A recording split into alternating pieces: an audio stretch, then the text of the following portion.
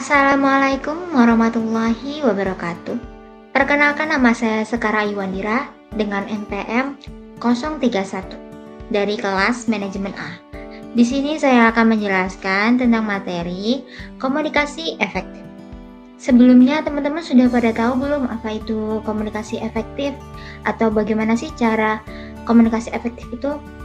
Kalau belum pada tahu, bisa simak video ini sampai habis ya. Nah, teman-teman, komunikasi efektif itu menurut para ahli adalah pemahaman bersama antara orang yang menyampaikan pesan dan orang yang menerima pesan. Atau bisa juga disebut proses penyampaian pesan dari si pengirim pesan kepada si penerima pesan, yang dimana komunikasi tersebut bisa berjalan dengan baik dan lancar sehingga tidak ada kesalahpahaman. Oke, lanjut ke ciri-ciri komunikasi efektif. Apa saja sih ciri-cirinya?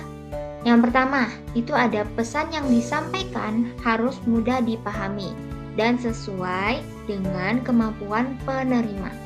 Yang kedua, itu ada komunikasi harus memiliki tujuan yang jelas, seperti memberikan informasi, mempengaruhi, atau membangun hubungan. Yang ketiga, itu adanya umpan balik dari si penerima untuk memastikan pesan itu bisa dipahami dengan benar. Yang keempat, pesan yang akan disampaikan disesuaikan dengan situasi, kondisi, dan latar belakang penerima.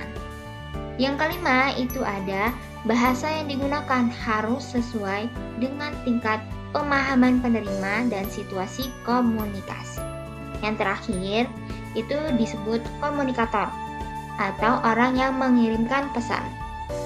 Komunikator ini harus memastikan pesan yang sudah disampaikan oleh penerima, dan penerima harus bisa memahami apa yang sudah disampaikan. Begitu ya teman-teman untuk ciri-ciri komunikasi efektif. Selanjutnya, pernah nggak sih kalian ingin menambah teman atau berbicara dengan seseorang, tetapi kalian bingung mau nyampeinnya gimana? Nah, di sini saya akan menjelaskan apa sih hal yang bisa kita lakukan agar apa yang kita sampaikan itu bisa tersampaikan, atau kemampuan apa sih yang bisa dilakukan dalam berkomunikasi efektif. Yang pertama, itu bisa menjadi pendengar yang aktif.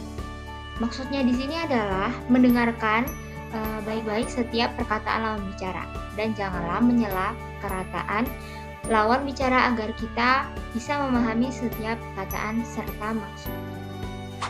Yang kedua, itu ada berbicara dengan jelas dan tidak berbelit-belit.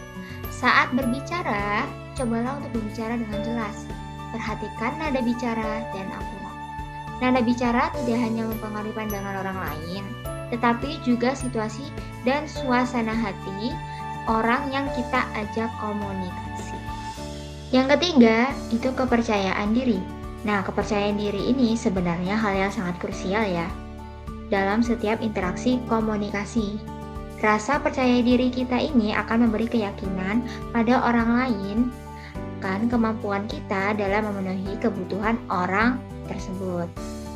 Namun perlu diingat ya teman-teman, bahwa percaya diri bukan berarti kita bisa bersikap agresif, karena sikap itu bisa menimbulkan dampak buruk yang tidak sesuai dengan harapan. Yang keempat, itu jangan lupa untuk komunikasi nonverbal.